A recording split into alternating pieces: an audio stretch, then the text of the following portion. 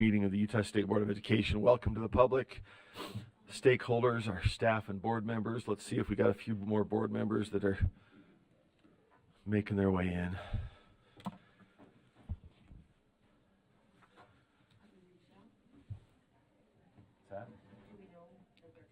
Matt will be late. He has a parent engagement, and I think Joe had a meeting this morning. From what I understood, Emily is online, and I don't know where board member flying. All right, well, let's do the call, and some folks have some. Oh, somebody can. I can't, but can't hear me in the back. Is it faint back there? Okay. I see a so-so. Is that better? Do I just need to lean in a little bit? Okay. All right, let's lean in, folks. Sorry? Project, Kelsey says. All right.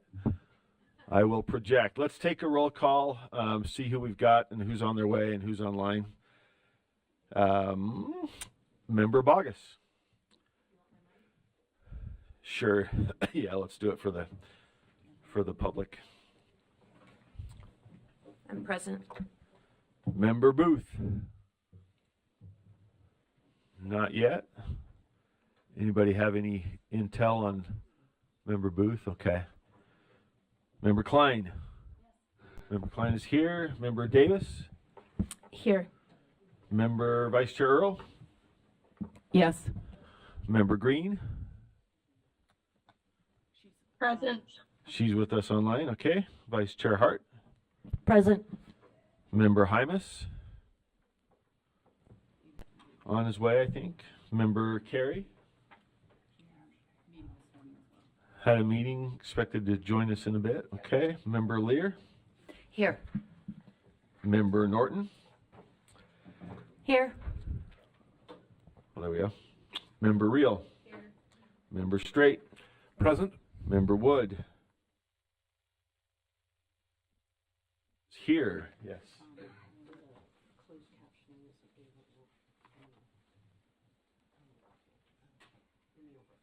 Okay, I'll just announce we've got closed captioning available in the overflow room. And let's call this to order then. We do have a quorum with 4 members en route or in process of joining. So I'd like to thank our Utah Highway Patrol members, Chris Horrocks and Seth Dalton, as always. Security, Devin Booth and Chelsea Wilson. Case of emergency, got 2 exits on the side here, the 2 west doors leading to exits on either end of the building. So with that, let us open and have our pledge. I assume somebody's going to make a comment about Dr. Seuss's birthday that was up for us. Leon's. All right, good, because I didn't want to overlook if somebody was waiting for me. That's glad you got it covered. That's important. Let's have a pledge. I did not ask anybody. I apologize. I see Member Straight first hand up, so if you would lead us in the pledge. Thank you, sir. Allegiance to the flag of the United States of America and to the republic for which it stands, one nation under God, indivisible, with liberty and justice for all. Okay, with that, Member Wood, thank you. The floor is yours for board member message. Is designated as National Reading Month. This week is Read Across America Week, and it's been set that way in honor of Dr. Seuss's birthday. And this year we're celebrating 120 years. So let's see if this works. So we've just finished up the legislative session. And for those of you that spend a lot of time at the Capitol, it may have felt this way. And for the next few months, our staff will be busy drafting rules for the board to work through to support the implementation of new laws. I think too often we don't outline a clear path that leads from a law to a positive outcome for students and families. So in honor of Dr. Seuss, I'd like to share a Utah literacy success story. So in 2022, Senator Milner sponsored SB 127, Early Literacy Outcomes Improvement. That law required that the board partner with a nonprofit organization to provide books for students in Title I schools. USB approved a contract with Kids Read Now. Last spring, a parent of a blind student invited members of the board to attend the Utah National Federation for the Blind Conference.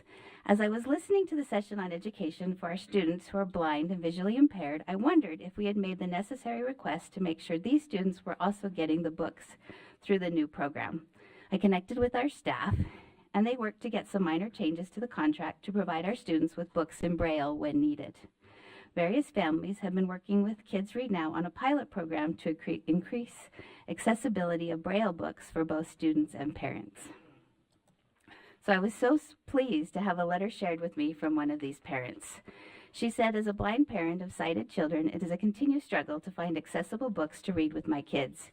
In my years as a disabled parent seeking access for myself and others, I've never worked with an organization that has shown as much empathy and caring about accessibility as Kids Read Now. As a parent, I'm delighted with the KRN program and its innovative model that will help my children discover the magic and joy of reading. As a blind parent, I'm very grateful for KRN's work to include all families and make the program as accessible as possible. How grateful I am that as a board we were able to facilitate opportunities for a mother to read to her child. Strickland Gillian, and this is one of my mom's favorite poems, shared in a poem, The Reading Mother. You may have tangible wealth untold, caskets of jewels and coffers of gold. Richer than I you could never be. I had a mother who read to me.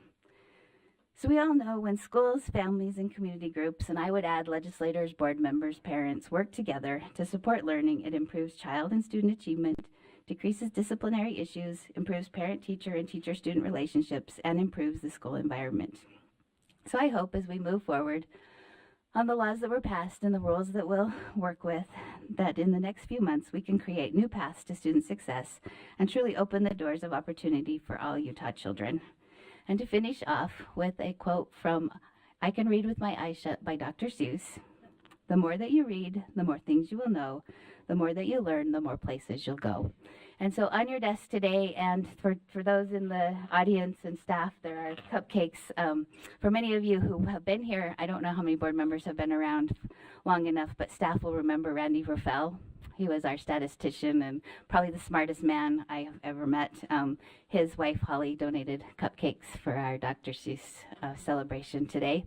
And also on the board members, in coordination with Deputy Superintendent Voorhees and Mandy Kay from USIMAC, this is this quote from Dr. Seuss in Braille. We wanted to call attention to the great work that that USIMAC does to provide those resources for our blind students and visually impaired students. And if you have not, as a board member, taken an opportunity to tour that facility, I would highly recommend you see the labor of love it takes to create these resources for our children. So thank you.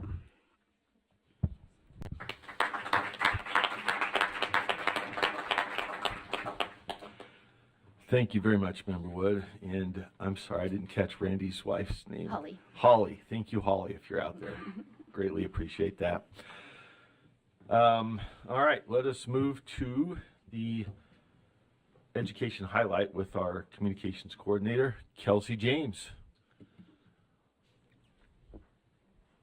There we go. Thank you, Chair. Kelsey James, Board Communications Coordinator.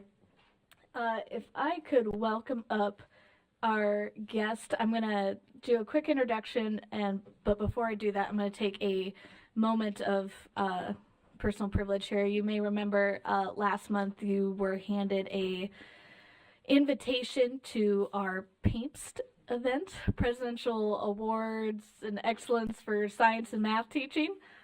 I remembered that off the top of my head. I'm pretty impressed. That event, just as a reminder, is happening next month as a hard stop. During our April board meeting, we'll have a hard stop at 5 p.m. That event will begin at 6. You're welcome to come early and mingle with the awardees here. There's invitations and flyers on that back table if you need an extra copy, but that RSVP deadline is March 22nd. So I'll be sending a reminder email on Monday, but just so that you're all aware that that is happening next month. So I am here to welcome both Jennifer Thronson and Dr. Tyler Pohl from the Catalyst Center, and I'll let Jennifer give a further introduction for Dr. Pohl while I bring up the presentation. Thank you, Kelsey. Jennifer Thronson, Director of Teaching and Learning, here to introduce my friend and colleague, Dr. Tyler Pohl. We went to doctorate school together, so we have some deep bonds. If any of you have been to doctorate school, it creates bonds for a lifetime. Luckily, he is our director at Davis Catalyst High, which is a career and technical institution, and I was able to go to one of their events over the summer. They held a concert, and that allowed a lot of their students to kind of practice their experiences and trades. And so you had audio production, culinary arts. The culinary arts team had food that they had made to sell to participants like myself. Graphic design, there was t-shirts that people could buy. Video production, they had unmanned aerial systems. I had to ask them, what's the fancy word for drones? So that's the fancy word for drones, going around taking video that they would be able to then use for production purposes. And so it was a really great event where kids got to see the authenticity of the skills they're learning in the classroom out in a real environment. And this is what Dr. Pohl gets to do every day. And when you look at his name, it looks like Pohl. I give him a hard time all the time about it. P-O-L-L does not spell Paul. Let's be real. But he's here today just to kind of share more about Catalyst, one of our unique schools in Davis School District. So if you want to push that button, and somebody will give you authority here in a moment. Good to go? All right, thank you, Dr. Thronson. I always tell people it's Paul like doll, D-O-L-L. That's how you can remember it. Chair Moss and school board, thank you for this opportunity. First, I want to express appreciation to each of you for all the good work you do for parents and students across the state. I'm grateful for the opportunity to talk to you about the Davis Catalyst Center. We have been open for 2 school years. We opened in January of 22. We are what's called a magnet high school, a part of Davis School District. That means students stay enrolled at their home high school, but come to us for 2 of their 8 class periods. I'll explain about our programs and a little bit about what that means, but the overview of the Catalyst is we combine education and industry. They collide to create pure awesomeness. All of our projects at the Catalyst come from industry. Teachers don't make up projects. Teachers do not make up work. We work with over 100 businesses and industry partners that will give our kids projects to work on. Do I clap? Is there someone I tell for the slide? Just one of these? Awesome. Our school board and our superintendency had a vision to create a school like the Catalyst several years ago. They purchased a building that, no offense to accountants, it was full of accountants, and now it's been changed, and a lot of fun happens in this building. We brought in industry partners to gut the building and make it into what it is today. We asked those industry partners, if you were to train your future employees, what would you want this space to look like? So when you come to the Catalyst, which you are all invited, you will see that it doesn't look like a school. We want it to look like a workplace where students can learn what the next steps of their careers will look like. As mentioned, all of our projects come from industry, so you can see that whiteboard as you walk in or on that picture. Every day we have industry partners coming in. We like to recognize those industry partners and thank them for their willingness to help our students. But also, we want students, when they walk into the Catalyst, to see that industry is in the building every single day. Next slide. These are our 6 core values. Every decision we make, we filter through these core values. First and foremost, our learning model is profession-based learning. We want our students learning with real-life professionals, those working in industry. And as mentioned, all of our projects do come from industry partners. We never have a kid ask us, when will I use this? Because every project is literally being used by businesses. Our second core value is entrepreneurial mindset. We want students to not necessarily all become entrepreneurs, but what we want them to learn is how to take ownership for their work. We all went to school and we know how it is when you get a group assignment. You're secretly hoping you get someone like Dr. Thronson, who will do all the work and you can take a lot of the credit. That's not how it works at the Catalyst. We want kids to take ownership for their part of the project. They're all assigned different things they have to do, and we're trying to instill those values in them so that they have follow through and can complete their items. Third core value is professional skills development. Some people call these durable skills. Some people call them 21st century skills or soft skills. We feel there's nothing soft about professional skills. The ability to communicate, to collaborate, time management, project management, all of those things that we want our employees to be able to do. That's what we're trying to teach our students at the Catalyst so they can become proficient and prepared for the next stages of their lives. Self-discovery and exploration. This is a big one in career and technical education. We like it when kids take a class and maybe don't enjoy that class because now they know they don't want to pursue that as they further their education. We also like it when they love the class and want to go deeper and further. So we want kids exploring and discovering who they are. One of the crimes of K-12 education is we have a lot of kids leaving who don't know what they want to do with their life. We're trying to fix that so they have a vision and a plan on where they can move next. Our fifth core value is equity and access. Because we have 9 comprehensive high schools in Davis School District and they're all spread out, we did not want transportation to be a barrier. So we have 9 buses that go out to 9 high schools every single day, bring kids in, drop them back off at their home high school so they can resume their math, science, English, history, and PE classes. Kids can drive if they like, but those buses provide an opportunity for any student in the county to visit the Catalyst and attend school there.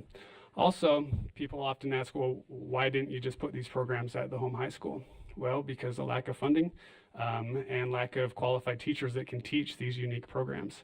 Rather than put one of these programs at a comprehensive high school like Layton High or Syracuse High or Farmington High, where only that city can attend, bring it to a place like the Catalyst where it opens it up for everyone.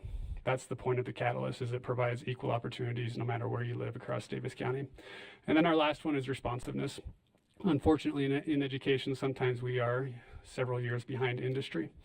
We're not allowed to be at the Catalyst because all of our projects come from industry. So we have to be responsive to industry and the changes that are going on. We're trying to quickly adopt the things that need to be adopted so kids can be prepared for the next stages of their lives. Slide. These are the pathways that are currently being offered. We started with, I believe, 9 2 years ago, and we've grown to capacity where we have our first portable and currently seeking more portables from our school district so that we can expand. Again, with these programs, we are working with industry professionals to give our kids projects to work on so everything is real world. The goal is that kids will obviously earn high school credit. All of our programs, except for medical assisting and pharmacy tech, also offer concurrent enrollment credit, and that's because those 2 programs are working on getting certification. And then, as mentioned, instead of teachers making up assignments that they feel like would be valuable, we bring in businesses, and the businesses give kids projects to work on. We did just sign an agreement with Davis Technical College this summer. It's the first of its kind in the state, where now half of our teachers offer technical education credit as well. It's kind of like CE. We call it CETE, Concurrent Enrollment Technical Education, and that will expand to 5 additional high schools in Davis County this upcoming school year. One thing I'd like to highlight is we have a great Teaching as a Profession program that continues to grow. We offer teaching as a profession in our local high schools, but wanted to add it to the Catalyst because we had industry partners coming in every day to recruit our students. And as an educator, I thought, how can we keep good people in education?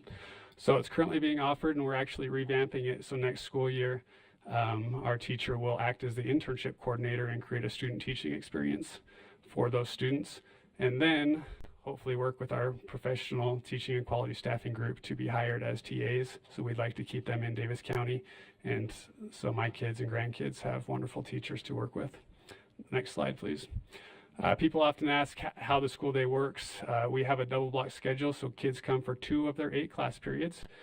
We have to balance 9 different bell schedules, so classes are 2.5 hours long. And then we have an hour break so they can get back to their 3rd period, or if it's a B day, their 7th period. As mentioned, we provide buses to and from each of our 9 high schools, but we also have students who come from our online high school, Davis Connect, our alternative high school, Mountain High School, and several homeschool students that choose to attend the Catalyst. Next slide. We are always looking for people to come visit us and learn about us. So if you're ever in the area, please stop on by. You don't even need to make an appointment. Come check out what our students are doing, because every day at the Catalyst is an awesome day. I'm lucky for the opportunity I have to interact with wonderful students and wonderful industry partners who are so dedicated to helping our students have a successful experience. Thank you. Back to you, Kelsey, or can I open to questions? Thank you, Dr. Paul. Sign me up. Be out there next week if I can. Of course. Thank you. I think Vice Chair Hart sounds like she's joining us, so be ready. Yeah, you're always welcome. Fascinating. Thank you. Questions, comments? Member Straight. Yes, I have been to the Catalyst Center on several occasions. It is in my area and wonderful program. I was just curious, how do you market this program? Is it just word of mouth? How do you market this program? We've tried a few different things. When we opened 2 years ago, we had about 325 students enrolled, and now we're up over 750. A lot of the marketing happens by word of mouth. If you've ever worked in a school, then kids will often listen to what their friends are taking and find out what types of experiences they're having. So that's certainly our best marketing tool, is kids talking to kids. Now we're entering the field where younger siblings are also coming because our older siblings came. But we try to work hand in hand with our high schools because we all work for Davis School District. So we work closely with them and their counselors to provide materials and provide resources so that students become aware of us and parents become aware of us. We also have a couple people that will go out to high school orientations and market as well. Any other questions, comments? Thank you for a great report. I'd heard about it, but I haven't been out there, so I'm on my way. Appreciate your work and sharing it with us. Back to Kelsey, did you have or is it back to Dr. Thronson? Okay. I was just going to apologize for getting your name wrong. So sorry. Oh, it's all good. Dr. It Paul. happens all the time. I figured. You have to work harder than that to offend me. Thank you so much to Dr. Paul and Dr. Thronson for joining us today and making this possible. We'd love to hear about the different things happening in schools across our state. And it's a great opportunity to both see what students are doing on kind of the ground level and get ideas for what schools you may want to go visit and, take lessons from. So thank you so much. Thank you. Thanks. Member Bogus, did you have a comment for question? Sorry. Maybe it was too late. I Before you apologize. run, no. So, I'm wondering if our students have to sign a release of their intellectual property to participate in this program, because many programs like this require a release for intellectual property rights. So could you help me understand that? Can you ask the question a different way? Like, what are you referring to? Do students have to release their intellectual property to these businesses while working for free? No, so they're working on projects with the business, but they don't release it. The agreement is that they're working with the company, and then the company would be able to keep that work. So that the company does take their intellectual property? Yeah. Yeah, okay. Sorry, I misunderstood the question. Thank you. So the work they perform while engaged with the business is the property of the business. That's the agreement? Okay. Yeah, one of the benefits is that we've had a lot of kids hired by these companies. We tell students that every day is a job interview because businesses obviously need some work done, and they're dedicating their time to mentor our students and work with students. So we have had a lot of businesses that will hire students straight out of high school or even when they're in high school. Got it. Okay. Thank you very much for joining us. Appreciate it. Thank you. Okay, Kelsey, did we wrap it up? Thank you, as always. Wonderful info.